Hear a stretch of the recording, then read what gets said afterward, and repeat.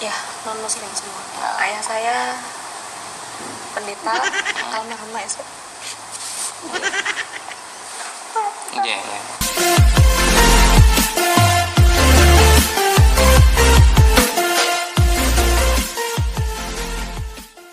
Ya, shalom teman-teman semua dimanapun kita berada pada saat ini, kiranya kita semua tetap berada dalam keadaan sehat dan apapun yang merupakan aktivitas kita sepanjang hari ini, kiranya Tuhan Yesus memberkati. Dan kembali berjumpa lagi di channel kita ini, yaitu Semayan Yasin. Terima kasih buat teman-teman semua dan juga para sahabat yang sudah mendukung perkembangan channel ini dengan setia, dan kiranya kita tetap menggunakannya untuk menjadi berkat bagi semua orang.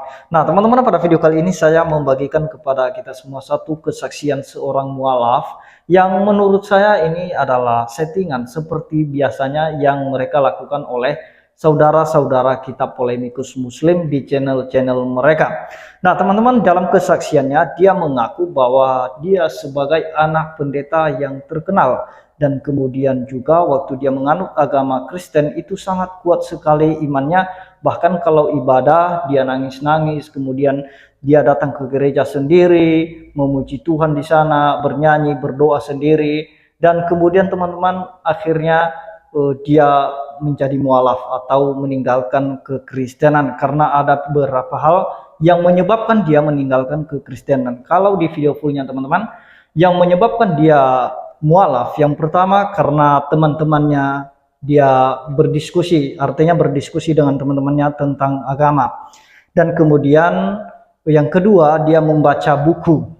Dia membaca buku di gereja, ada isinya itu tentang agama Islam katanya. Itu ada di video fullnya teman-temannya, dan saya hanya ambil cuplikan videonya. Sebelumnya mari kita simak videonya yang berikut ini. Yang pertama, namanya siapa Mbak? Nama saya Salisa. Salisa ya. Iya.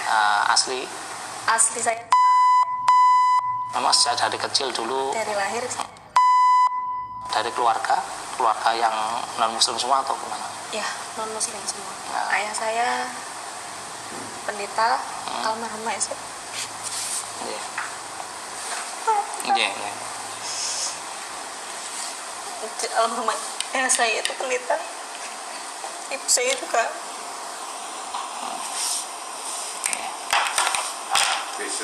Iya.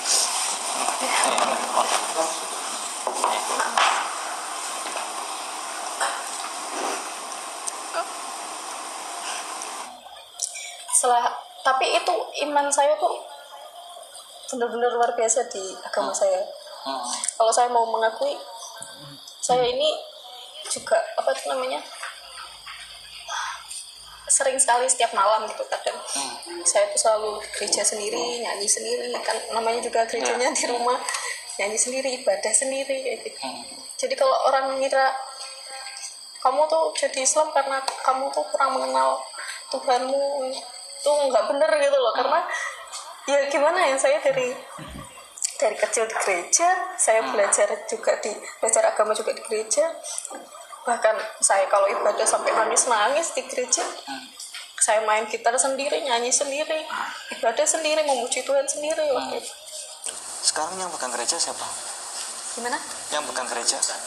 Yang megang gereja itu ada dari pusat, ditaruh orang di situ. Gereja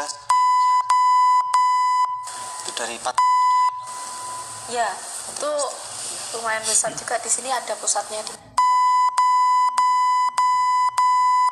Termasuk yang pakai band itu enggak? Yes, ya pokoknya yang di sini yang pusatnya besar banget kok gerejanya.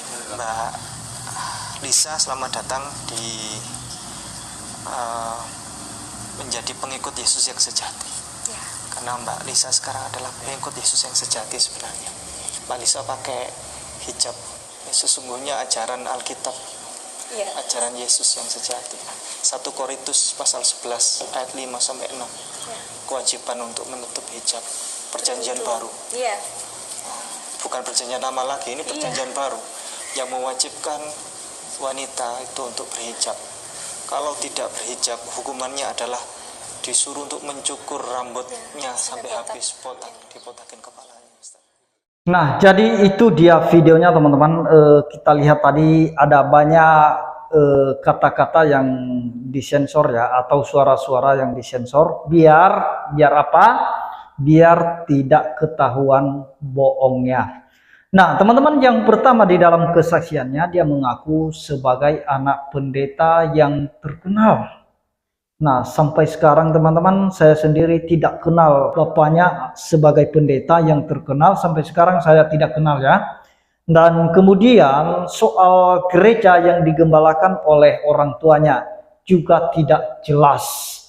Apa merek gerejanya, apakah Protestan, atau mungkin GBI, atau GPDI, atau GPIB.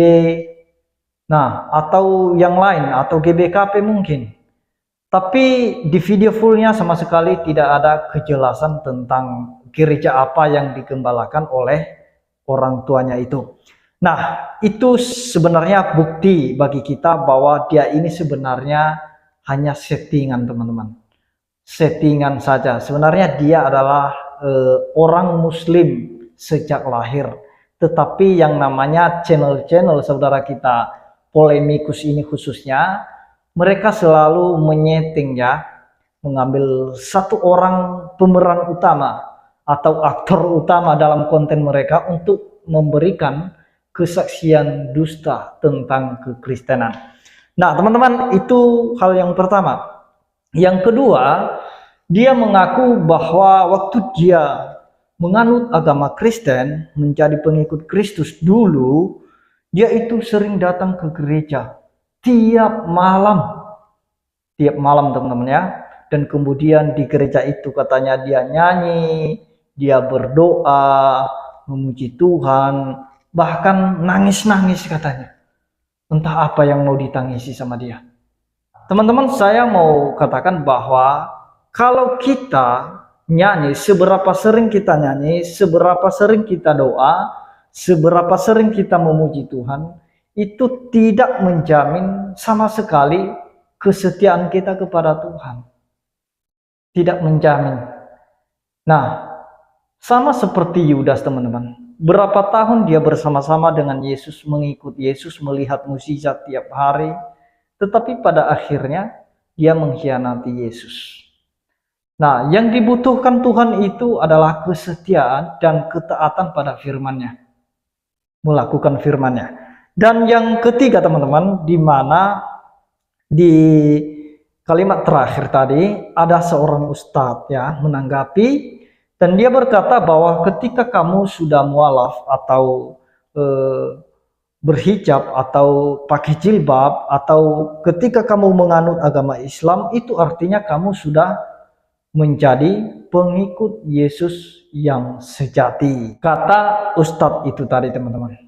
Nah, teman-teman, saya mau katakan hati-hati dengan tawaran-tawaran seperti ini. Nah, mereka menawarkan kepada kita Yesus palsu. Kenapa saya katakan Yesus palsu, teman-teman? Karena Yesus yang mereka pahami tidak sama seperti Yesus yang ada di dalam Alkitab. Bagaimana mungkin ustadz ini dia berkata kepada seorang mualaf ini, ketika kamu sudah memakai jilbab atau pakai kerudung, itu artinya kamu sudah menjadi pengikut Yesus yang sejati. Sebab ada firman yang mengatakan demikian, harus berhijab atau harus berkerudung. Nah, kira-kira begitu, teman-teman. Ini ustadznya kurang paham Alkitab, bukan kurang paham, sama sekali memang dia tidak paham konteks dalam 1 Korintus 11 itu, teman-teman ya.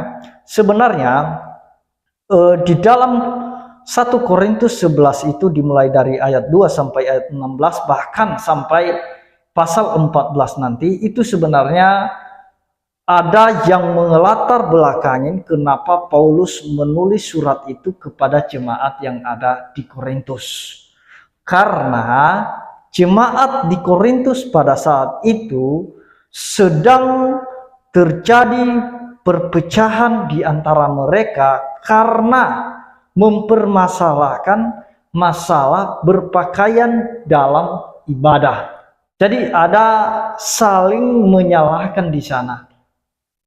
Dan kemudian Paulus mengirim surat kepada jemaat di Korintus pada saat itu, supaya mereka itu bisa berpakaian dalam suatu ibadah selayaknya, dan sebagaimana pakaian itu bisa mendatangkan satu wibawa bagi pemimpin ibadah tersebut.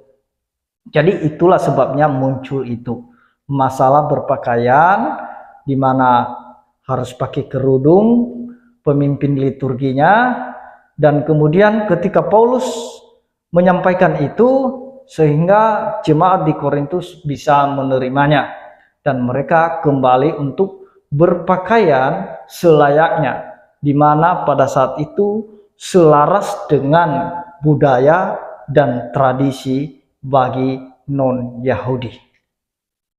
Nah, karena non-Yahudi juga pada saat itu memakai kerudung kepala, dan juga orang-orang Yahudi. Nah, jadi itulah sebabnya muncul surat Paulus yang demikian. Jadi ustadznya ini tadi memutarbalikkan. Jadi sama seperti apa teman-teman ya, seperti iblis itu, dia juga memakai firman Tuhan untuk menyesatkan orang.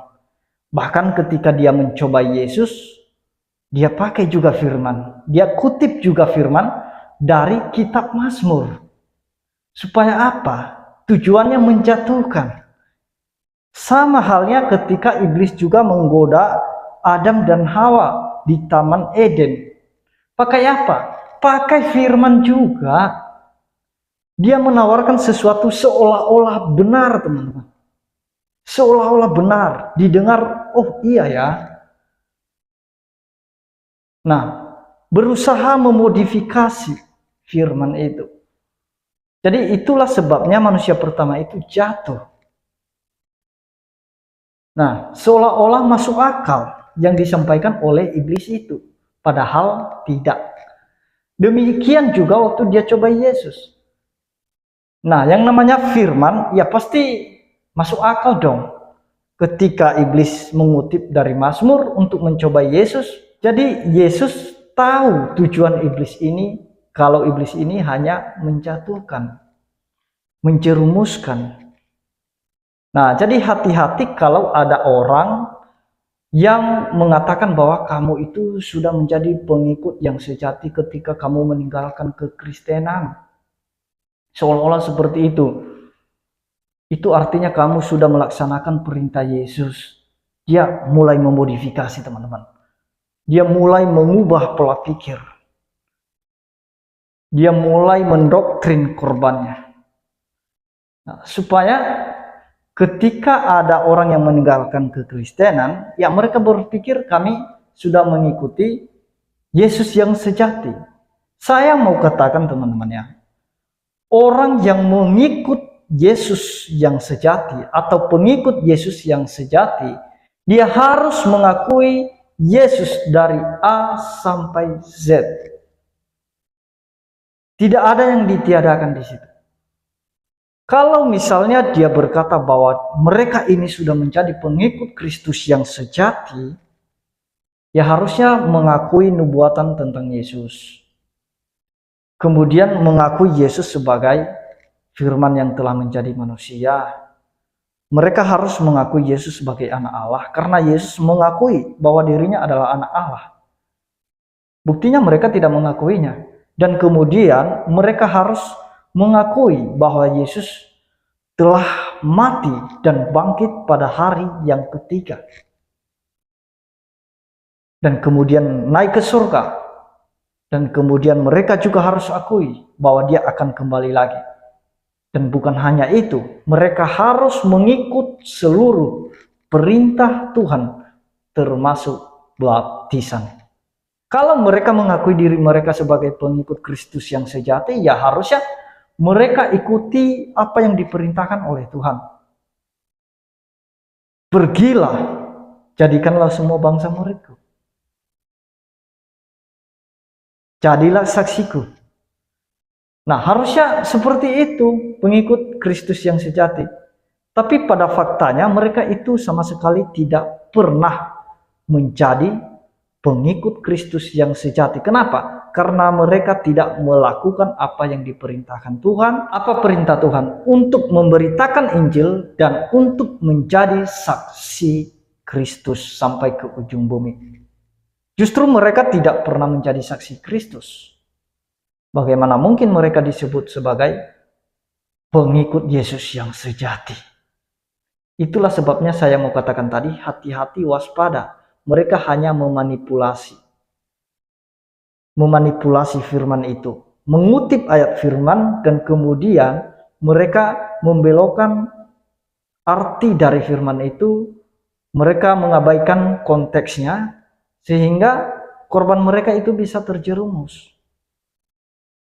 Nah, jadi itu yang mau saya katakan teman-teman, dan juga kepada saudara-saudara yang Kristen, waspada dengan mereka-mereka ini. Nah, jadi mari kita tetap kuat iman kita, karena pengikut Kristus yang sejati harus mengakui tentang Yesus dari A sampai Z. Tidak ada yang ditiadakan. Itu yang mau saya sampaikan teman-teman. Kiranya Tuhan Yesus memberkati kita semua. Shalom.